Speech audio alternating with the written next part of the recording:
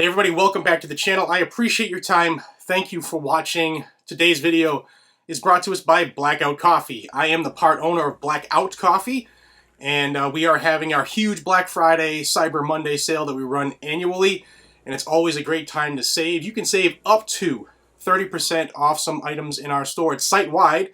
Everything else is 25% off. All you gotta do is use the code BFCM25 for Black Friday, Cyber Monday 25 at blackoutcoffee.com/GNG. Links down below. I wanted to do this video. First off, yesterday's video, there were some issues. I'm going to say it was a glitch, maybe. I uploaded 2 videos yesterday like I typically do, one in the morning, and part of that video was omitted somehow. And then I did an afternoon video and it was cut in half. It was a bad day for YouTube, so my apologies for those who were inconvenienced by that experience. Hopefully today will be better. I wanted to talk about these pistol braces.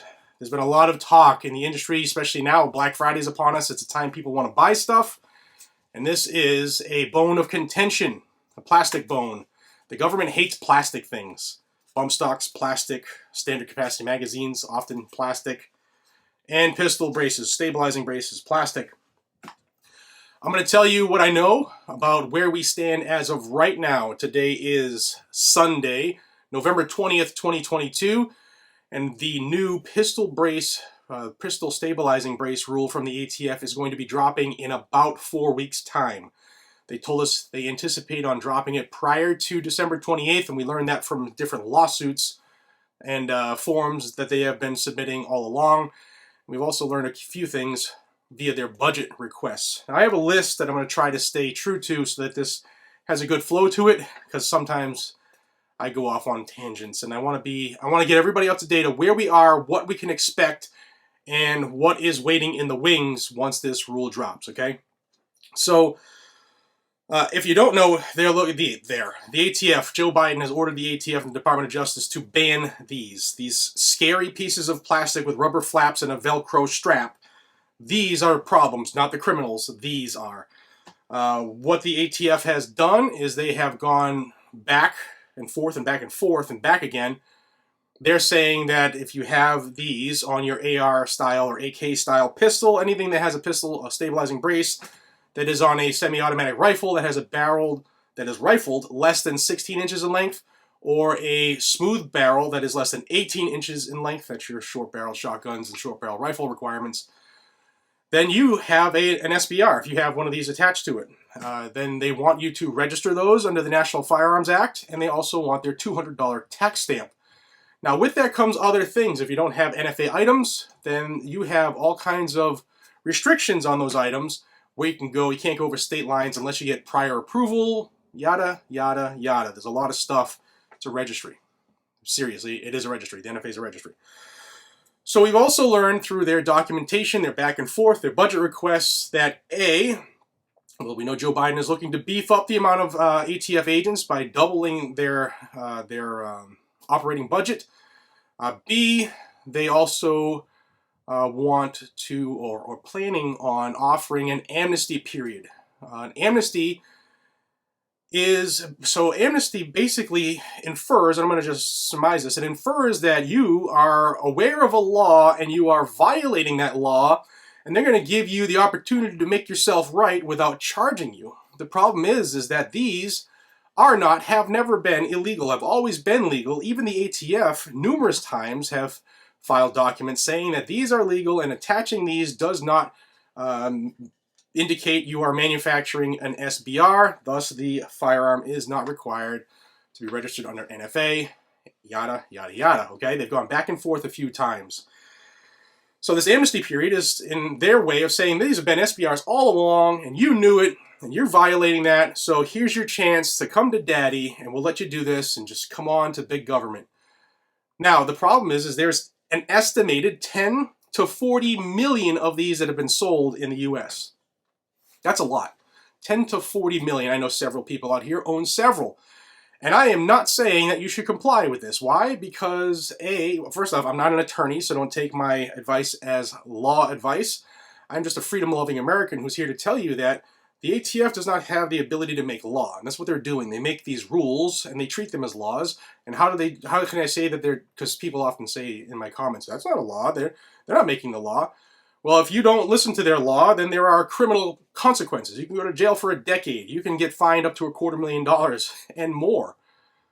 That's the same bite as a law. So even the Supreme Court has said that these three-letter agencies don't have the ability to make law, and most recently in the West Virginia versus EPA case, which had to do with deference, okay? And that law, that ruling definitely supersedes and oversees what the ATF's trying to do. And I'll tell you about the things that are coming after this rule drops, okay? I just want to make sure I get everything in here that I wanted you to know so we can all be on the same pace.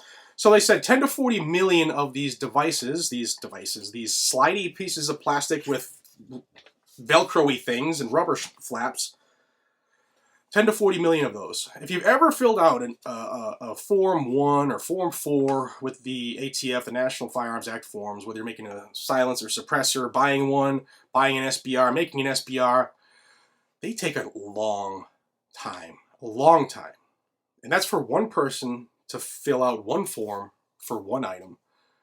Multiply that to 10 to 40 million times, and the system's not going to be able to handle it. So let's say the amnesty period doesn't last as long as their ability to process these, which is probably going to happen because it's going to take them years to process that many people, if that many people comply. So that's one of the reasons that this isn't going to happen. It's not going to end up well. Also, don't forget about this thing here on the screen. This is worksheet 4999. We've talked about this in depth on this channel. I'll try to pin a few of the videos up top for the newer folks here. And in this form, it's a checklist that ATF is going to check off. And what's going to happen is for this amnesty period, you're going to have to submit photos of your firearm with your rubbery flappy thing attached to it, along with your fingerprints and your identification.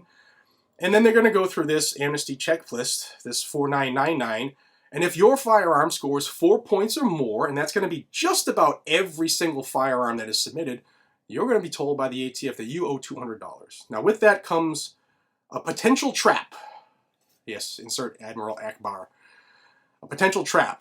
And why is that a trap? Well, because if you go through this process and ATF says, oh, that's an SBR, you owe us $200, or even if they waive the $200 fee,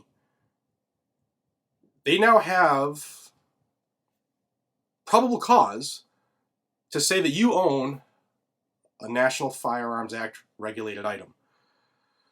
What does that mean, Jared? Well, we've seen the increase of warrantless searches, or them, ATF, showing up at people's doorsteps, pressuring them to talk about firearms that they have or may not have. That's going to increase.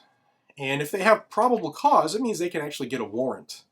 So I want people to be aware of all of the things that come with this process the ATF is asking us to all go through. Because it's amnesty. We love you guys. We're brothers and sisters with you. So that's what's going to happen, right? Now there has been some scuttlebutt within the federal agencies here talking about this rule before it drops, that they might do away with the Form 4999. This worksheet might not be a thing, might be tweaked. I'm saying it's not going to be tweaked because they would have had to resubmit that already. So it's coming down to, is it going to be a thing or not? And I'm leaning towards, yeah, it's going to, because it's going to be their way to screw every American and trap them. But just know that there's a possibility that that might not be a thing because they've been talking about it. Now let's talk about lawsuits. Yes, there will be some. There already is one. The Second Amendment Foundation had already filed a lawsuit in the North District of Texas, and that is on pause right now. What do I mean? Well, the judge said, hey, listen, let's stay this case, meaning pause it, stop this right now, until the rule drops. And if the rule drops, then we're going to come back on December 28th and discuss whether we need to keep this stay in effect or not. And if we're not going to keep it in effect, then we're going to talk about, and we're going to lay out the schedule for this lawsuit to continue. So it's already filed, already in motion. Now, I'm not a lawyer, so I don't know where it's going to go from there, because who knows what a judge says or does, right? I'll tell you there are other lawsuits that will drop. I already know of one maybe two, but I know of one that the framework is already done. And what they're going to do is when this rule, it's really a law, but they call it a rule, when this new rule drops, the attorneys are going to digest everything that's written because it might change from their proposed rule. They're going to digest it, they're going to rip through it, and then they're going to add whatever they need to their lawsuit framework, and then they will drop that as well. And you'll hear about that here on this channel. If you want to hear about these things, guys and gals, subscribe to this channel and get your friends, your family, your neighbors to subscribe to this channel as well, because we're approaching a time in this history where the government is looking to trap millions of Americans who have legally purchased lawful items and are doing nothing wrong with it. We're not the ones going out committing crimes, but yet we're the ones that they want to take everything from and make us pay. You're going to want to stay tuned to the channel, and we're going to have a lot of news coming forward here. And I'd love to have you guys and gals as part of this family. There's a lot of new gun owners out there, and I really want you all to know what is really going on behind the scenes with our Second Amendment rights. And so that is where we stand right now.